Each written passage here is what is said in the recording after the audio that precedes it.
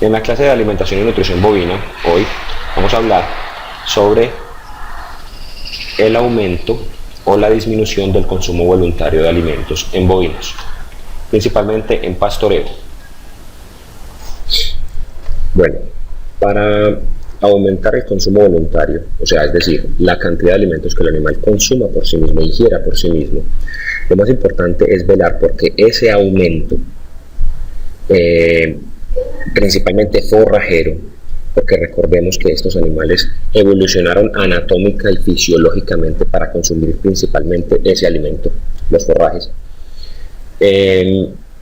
Para nosotros velar porque aumente, vamos a tener que analizar varias circunstancias, pero para eso nos podemos apoyar en una formulita sencilla que ojalá pues nunca se nos olvide y nos quede todo el tiempo ahí en la mente, tanto cuando estemos estudiando como cuando estemos metidos en el campo, principalmente cuando estemos metidos en el campo, que es la fórmula de las 3C, que significa calma, confort y comida.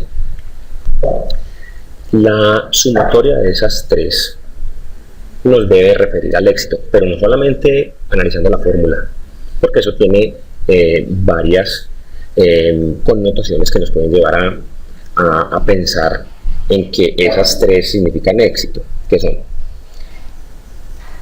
la frecuencia del suministro, hace referencia a cuántas veces les llevamos el alimento a los animales. Esta frecuencia puede ir desde pocas veces al día hasta muchas veces al día.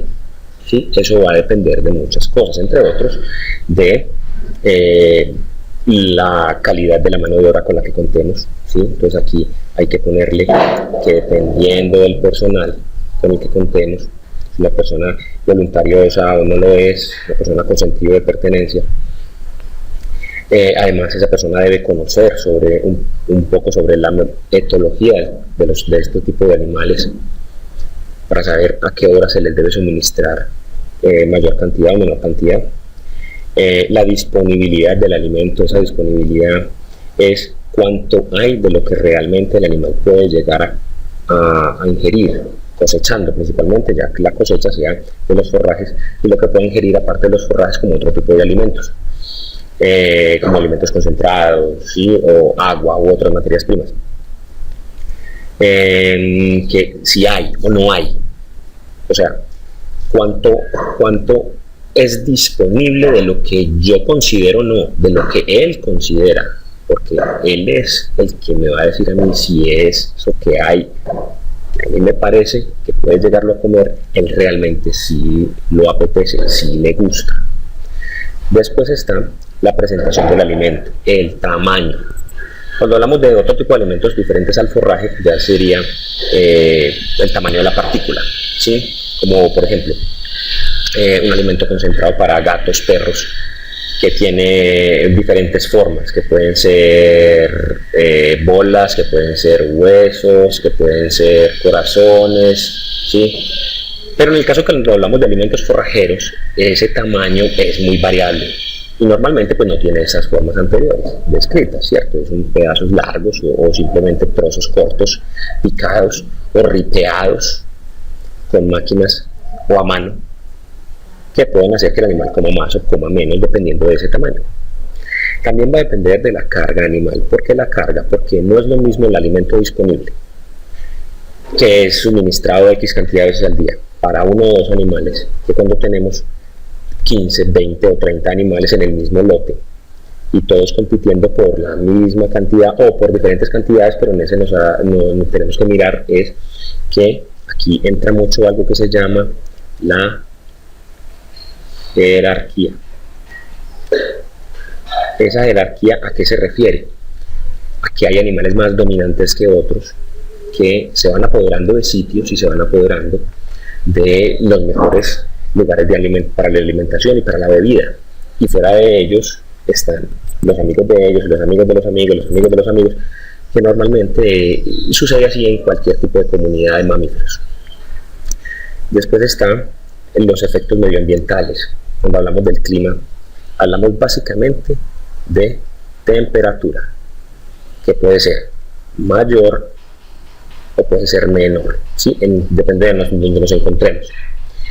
Esa temperatura mayor o menor como en Colombia estamos en un trópico, aquí puede ser o el clima cálido o el clima frío. Como decir, cuando estamos aquí en Antioquia, podemos decir San Pedro de los Milagros o Caucasia. Ese clima va a influir mucho porque eso va ligado al estado de ánimo del animal y a la condición de los alimentos, principalmente las pasturas. Y hablamos de condición, cuando estamos hablando de condición, hablamos de edad. Y la edad es inversamente proporcional a la calidad cuando nos referimos a este tipo de alimentos. Porque los otros alimentos no se van a afectar para nada con la edad, no tanto para nada, pues no es por decirlo de una forma para nada, porque también hay fechas de vencimiento. Pero el que más nos sufre es el que tenemos en el potrero, del cual no podemos tener, que tenemos muy poco control, casi nulo. Porque uno mete un bulto de concentrado a una bodega, ¿sí? Y dependiendo de las condiciones que le dé, le va a durar más o menos. Pero no se va a poner viejo tan fácilmente. Pero cuando uno tiene un pasto en un día de una calidad y mañana, digamos en 8 días, ya tiene otra calidad, entonces el consumo va a disminuir. Normalmente así lo hace porque ese alimento se hace menos gustoso, se hace menos fácil de cosechar, menos fácil de digerir, etc.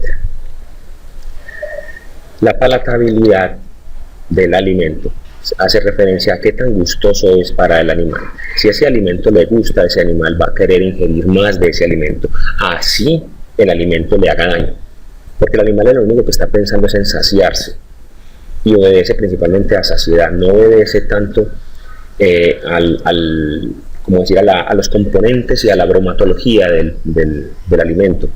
Obedece más fácil la gustosidad, que el animal quiera ir a probarlo, y si huele bien, se prueba, si sabe bien, se traga o se ingiere. Si huele mal, no se prueba, y si huele bien y sabe mal, no se ingiere, el animal no lo traga. Hay que tener esas premisas muy claras al momento de pensar en cómo voy a hacer para aumentar el consumo voluntario de los animales. Ahora, faltaría algo a lo que podemos hacer referencia acá, que sería la infraestructura para el suministro. Esa infraestructura para el suministro, ¿qué significa? ¿Dónde estoy yo depositando los alimentos? Claro, en potrero el animal va a aumentar el consumo voluntario por la cosecha y que está por los otros factores que acabé de mencionar.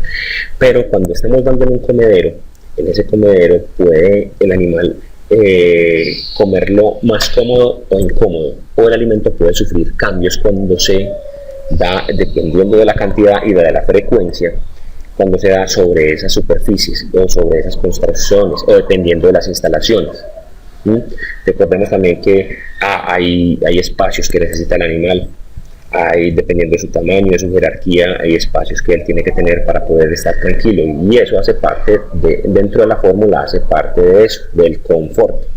Cuando yo tengo ese confort del que les mencionaba ahorita, en ese confort el animal va a poder tener más opciones porque está más tranquilo. Y una de las cosas que uno tiene que tener en cuenta, aparte de las anteriores, es la disminución del estrés en el recinto, en las condiciones en las que esté el animal, porque un animal estresado normalmente no come, sea estrés por temperatura alta, por temperatura baja, por golpes, por ruidos, por olores, por presencia de animales peligrosos que atenten contra su integridad, como son por ejemplo los perros, en el caso del ganado, ¿sí? O felinos grandes cuando los tenemos en los montes, cerca de los montes, perdón.